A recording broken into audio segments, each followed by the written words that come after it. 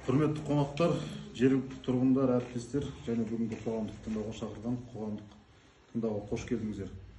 Бүгінгі қоғамдық тыңдауға Алматы облысындағы К-44-29-10Б-5Б-10 және К-49-29-10В-5В-7 аралық 37 блоктарындағы қатты пайдалы қазбаларға барлау жұмыстарының қоршаған ортаға әсерін етуге экологиялық рұқсат алу үшін өтінім материалдары талқылауға шығарылып отыр. Қоғамдық тыңдау Қазақстан Республикасының экологиялық кодексіне және 2021 жылғы 3 тамыздағы номері 286 қоғамдық тыңдауларды өткізу ережелеріне сәйкес өткізіліп отыр.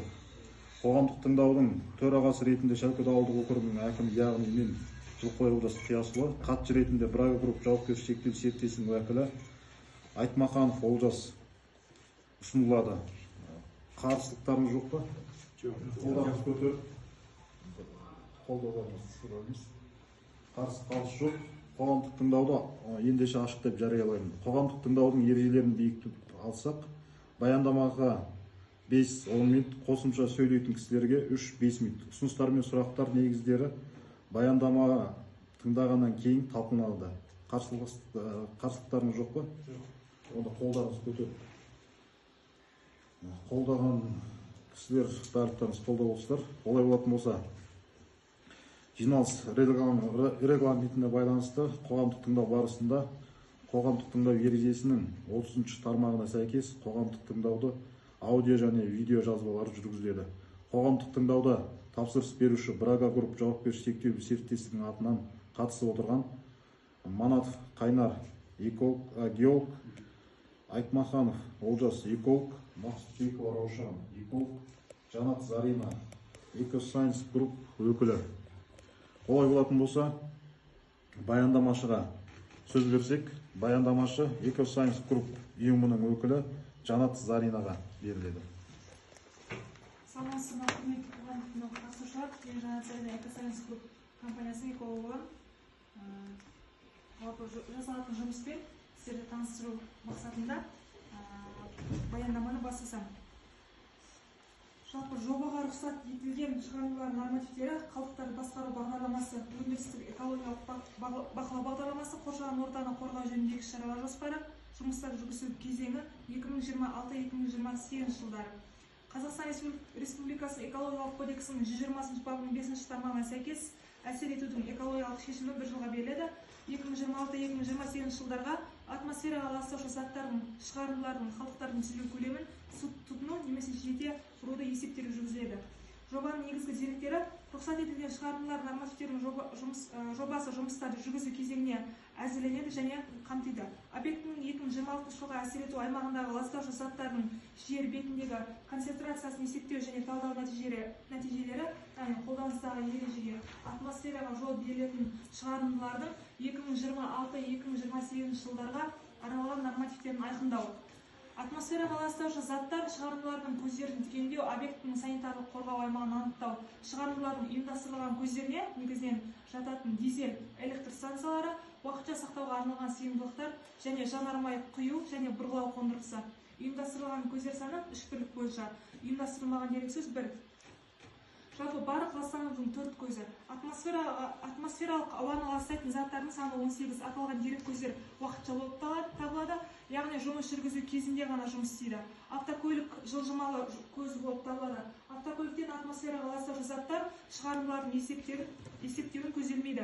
Атмосфераға ластаушы заттар шығарындылардың нормативтеріне автокөліктен шығатын газдар енгізілмеген. Жалпы атмосфераның ластану көздерінің үлесі, яғни көрсетіледі. Жер бетіндегі концентрацияны есептеу нәтижелері септік өлшемі 1000 метр қашықтықта ластаушы заттардың концентрациясы 0,0 аспайды. Ластану көздеріндегі шаң, газ тазарту жабдығы көзделмеген. Жұмыстарды жүргізу кезеңінде жаңа құрылыс өндірісті кеңейту көзделмейді. Жұмыстар жүргізу сипаты атмосфераға ластаушы заттардың авариялық және волейболдық шығарындыларының мүмкіндігін болдырмайды. Атмосфераның ластау көздерінің үлесі жалпы жаңа атап өткендей, ол дизель электр станциясы, уақытша сақтауға арналған сыйымдылықтар, бұрғылау қондырғысы және жер жұмыстары. Атмосфераға жол берілетін шығарындылар нормативтерінің сақталуына жұмыстар жүргізу кезінде жұмыстарды жанама әдіспен ластаушы заттардың шығарындыларын нақты есептеу негізінде жүргізу кезеңінде ғана жүргізілетін болады.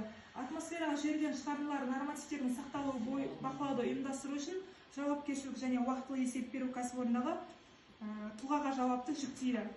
Қалдықтарды басқару бағдарламасы, яғни бұл жерде қалдықтарды басқару бағдарламасын әзірлеу кезінде деректерді пайдаланады. Барлық қалдықтар аралас коммуналдық қалдықтармен пайдаланылған шүберектер уақытша 6 ай көлемінен аспайды, және де арнайы алаңда орнатылған шатырлары бар металл контейнерлерге жиналады және жинақталуына қарай арнайы кәсіпорындарға шығарылады.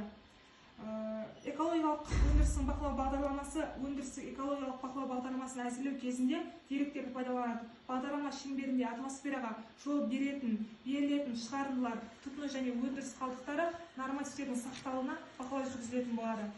Қоршаған ортаны қорғау жөніндегі шаралар жоспары, яғни бұл қоршаған ортаны қорғау жөніндегі шаралар экологиялық кодекстің 125 бабының талаптарына сәйкес әзірленеді.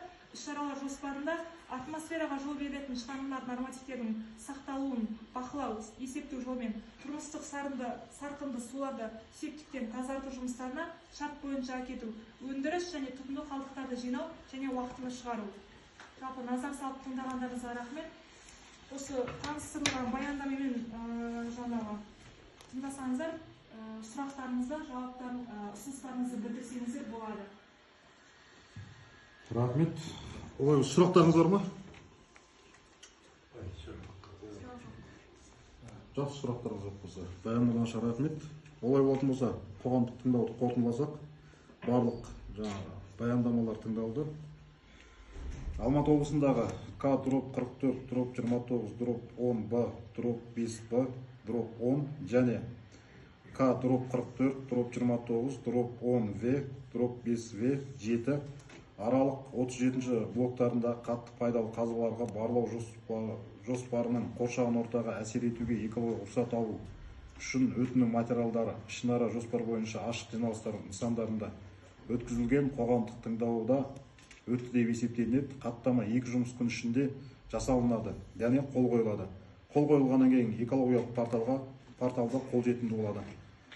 Олай болса, ашық жиналыс нысанындағы өткізілген қоғамдық тыңдауға жабық деп жариялаймын. Келгендеріңізге рахмет. Сіздерде управление сұрақ бар ма, жоқ па? Онлайн қатысып отқан кісілер. Сұрақтарыңыз жоқ па? Жоқ. Хорошо, рахмет. Сау болыңыздар.